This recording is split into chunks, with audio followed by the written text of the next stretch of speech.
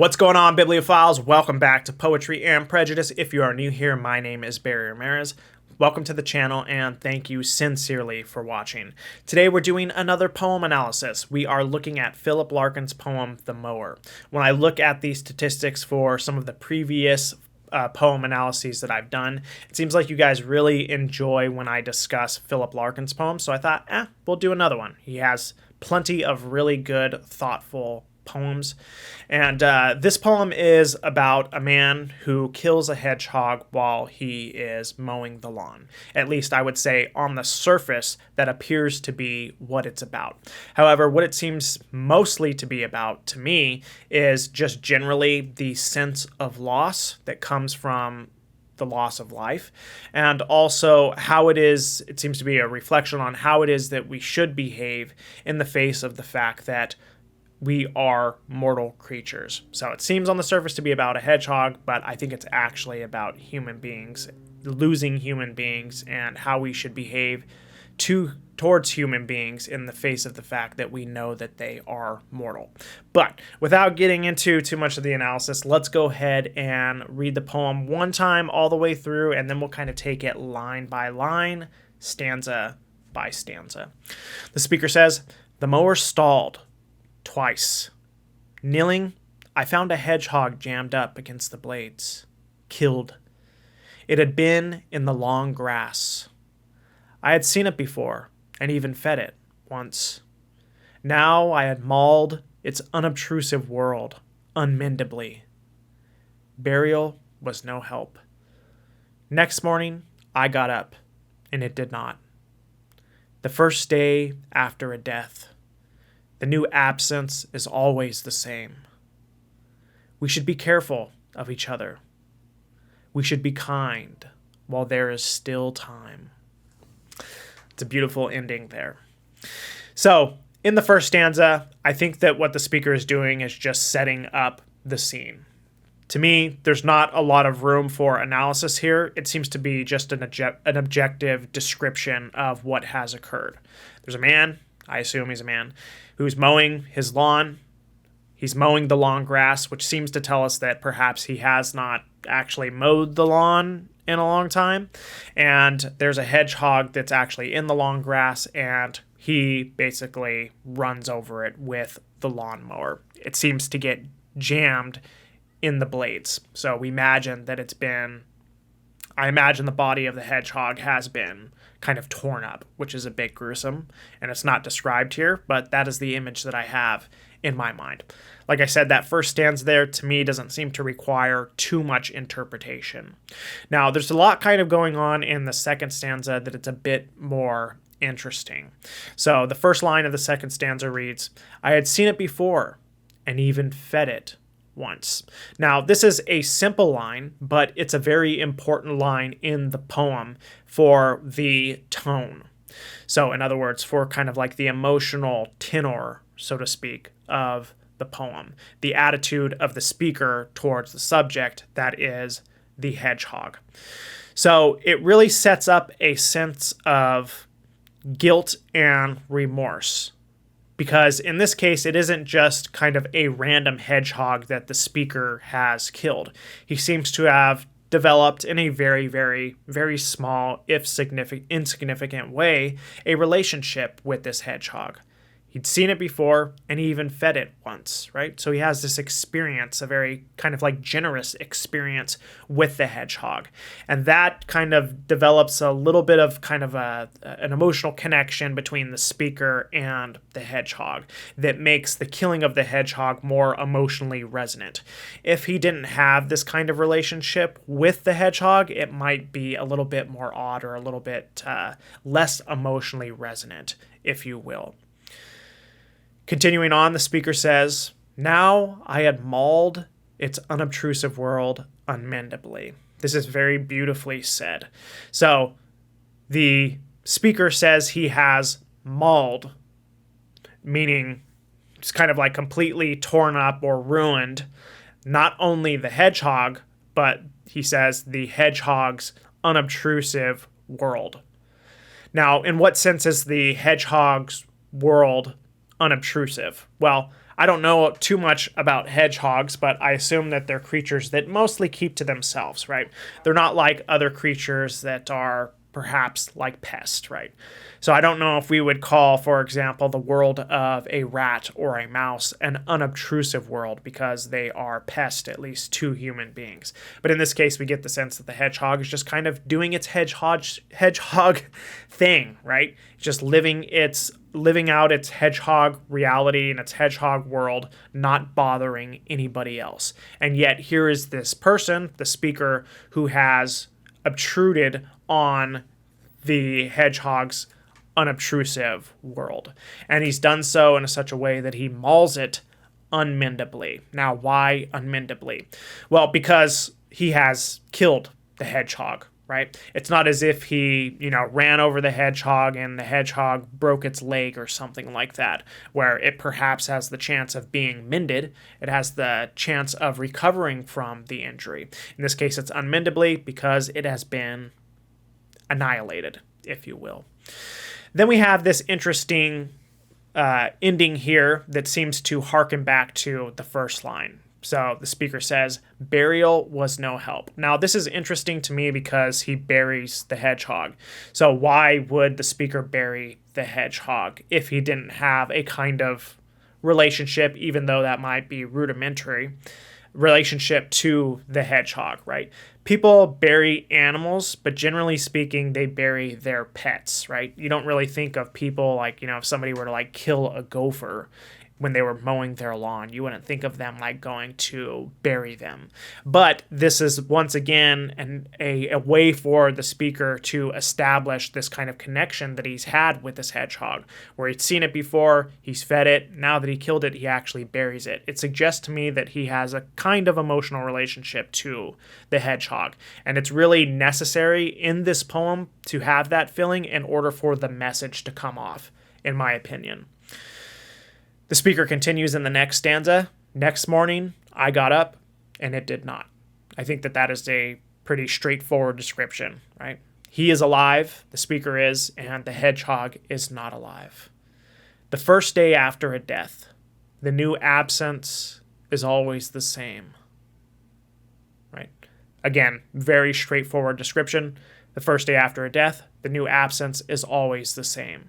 So I think there might be a bit of room here for interpretation as far as like in what sense the absence is always the same.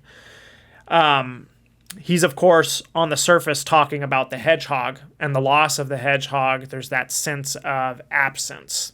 But it would seem to me like the loss of human life is what this is more about. And also, it would seem that it's not always the same. I guess I'm kind of contending with what the speaker is saying here a bit, but the new absence is always the same. I think depending on who it is that you have lost as a human being, the absence will be different, right? Now you feel that sense of absence is the same, but the quality of the absence is different. If I, for example, as I have, lost my grandma who I was really, really close to, then that absence is more severe and apparent. It's more, if you will, if I'm being poetic here, it's more gaping. However, if I lost, my third cousin, there would be an absence, but it would not be as severe, it would not be as gaping. But neither here or there, the speaker seems to be suggesting that they are the same, right? After the loss of a life, that absence remains. The speaker continues here, and this is the part of the poem that I just love the most. We should be careful of each other. We should be kind while there is still time. So what is being said there? We should be careful of each other. Well, the question is why? And what do we mean by careful? It seems to me that he is suggesting that we don't be unnecessarily mean or cruel to other people. We should be careful of each other. Perhaps that even seems to suggest that we should be a little bit more concerned about the people who are around us. We should be more concerned about each other. Now, the question is why? Why should we be more concerned? Why should we be more careful? Why should we be more kind to other people? And the speaker says here, we should be kind while there is still time. So what seems to be suggested to me here is that the speaker is saying, we should be careful, we should be concerned, we should be perhaps even, and maybe this is a stretch, loving towards each other, because all of us are mortal creatures. All of us are people with a date of death, even if we don't know that particular date of death.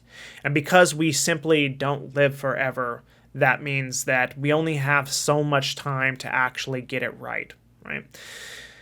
Thematically speaking here, I would say that it's just been my experience that in those instances in my life where I have mistreated people, a lot of the time the mistreatment of them could be stopped or could have been stopped if I would have taken time to realize that they are mortal, that at some point they are going to perish and no longer be, because I would have to get my behavior correct.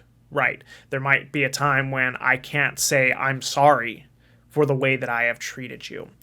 Now, I know that, and this is probably a bit personal, but this was true of my grandmother before she passed away. So my grandmother passed away in 2014, and I was very young when she passed away. I shouldn't say very young. I was 23 years old. But, I had basically helped to take care of her as she was dying. And sometimes people who are elderly, they're stuck in their ways. It can be very difficult to live with them and very difficult to kind of like help them. And I found that, my grandma and I, very often we got entangled in these silly arguments, and we would get angry and mad about, towards each other. And sometimes, I hate to admit it, I'd even say things that are very hurtful, and she would as well. But what I should have done in that circumstance, looking back, and I think that this is what this poem is largely speaking to, is I should have just taken time to realize, these are the last years of my grandmother's life. She's not going to be alive very much longer. I should try to be as careful as possible. I should understand that we're in a difficult situation. She's very stubborn. I'm very stubborn. Sometimes we get angry with each other. But I should have exercised extreme kindness and tried to make her last years as pleasant as I possibly could. I should have been kind while there was still time. Now, the problem that I had is that I didn't realize that she was mortal. Now, this sounds entirely absurd because I think most people know that they are mortal creatures. Most people know anyway, abstractly, that they are going to die. But the thing is that we are creatures of habit. And as a human being, if you have not experienced the death of a loved one, and that loved one has been around you forever, you almost come to believe that they are going to live forever. Of course, you don't think of it in those abstract terms. It sounds odd, but you don't think, oh, I didn't think my grandmother is going to live forever. It was just that I hadn't at that point experienced the death of anybody close to me, and she had been around since, I was born. So she was just kind of like a staple, so to speak, of my reality. And I didn't think there would ever come a time where she wouldn't be there, even if intellectually I knew that she was going to die. But that, as a consequence of that habit of always having her there and always believing that she was going to be there, it permitted me to, morally speaking, get away with some behaviors that I shouldn't have gotten away with, to say things that were harmful, that were hurtful, to not be careful of her, to not really try to make her last years the best possible years that she could have. But that seems to me to be the kind of theme that the speaker is trying to articulate here. Human beings are mortal. We only have so many years to live. We only have so much time with people, And we should really be careful about how it is that we use that time. We should use it in a way that is kind. We should use it in a way that makes everyone else better and makes their just experience more flourishing, if you will. We definitely should not be cruel, and we definitely should not be mean to people, given that we know that one day we're all going the same way, that one day we're all going to taste the oblivion, if you will. I'm going to go ahead and leave that one there. That might have been a little bit too personal. I don't know. You guys tell me what you think down in the description below. I just always I keep saying description, the comments down below. I just always try to, as best as possible, filter poetry through my personal experience as a way to try to verify whether it's true or not. And in this case, this particular poem rings very, very, very true. Okay, so with that said, if you guys agree or disagree with my interpretation, or you guys have a different interpretation, feel free to go ahead and comment down in the comments below.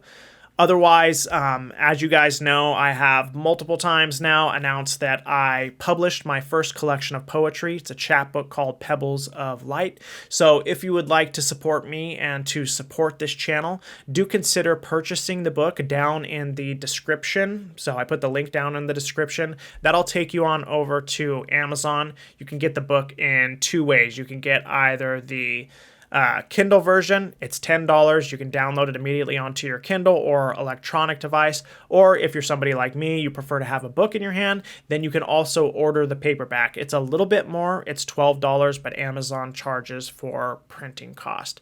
But you guys can go ahead and place the purchase at the link in the description below.